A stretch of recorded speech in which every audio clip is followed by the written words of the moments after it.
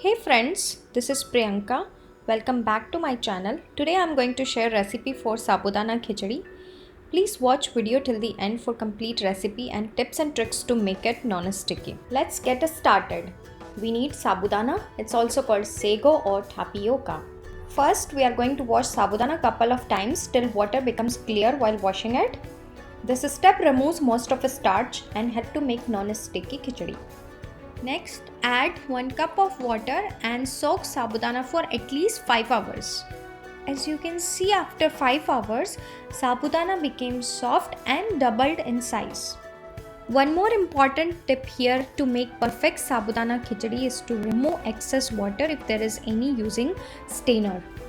Another ingredient that we need is roasted peanuts, which we are going to coarse grind. As you can see, after grind there is powder as well as small and medium size of chunks. This is what exactly we are looking for to make perfect non-sticky sabudana khichdi. Also we need boiled and chopped potatoes. Now all the preparations are done. I will start cooking. So first I am heating up cooking oil in a pan. Then I am adding cumin seeds to it.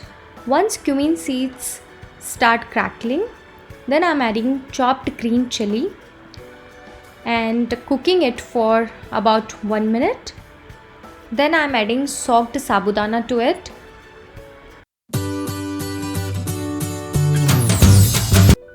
After that I am adding crushed peanuts. Here peanuts are going to help sabudana not stick to each other and our khichdi will be non-sticky. Now I am adding salt and boiled potatoes and mixing it well.